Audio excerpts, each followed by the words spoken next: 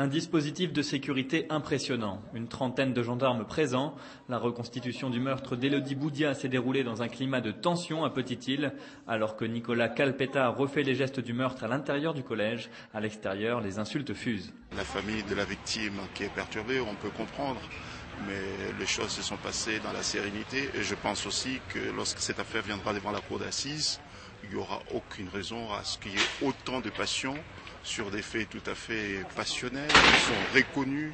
Vous avez là une personne qui est mise en examen, qui assume, qui reconnaît sa responsabilité. En juillet dernier, l'ex-petite amie d'Élodie Boudia lui avait donné rendez-vous sur un terrain de sport. Son ancien compagnon ne supportait plus la rupture et voulait la rencontrer.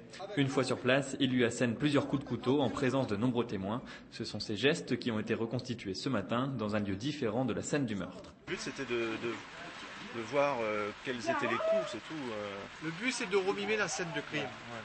C'est pas forcément d'aller en extérieur pour voir comment est la disposition des lieux, puisque c'est pas ça qui pose problème. Nicolas Calpetta est écroué à la prison de Domingo depuis 8 mois. Il sera jugé prochainement par la cour d'assises.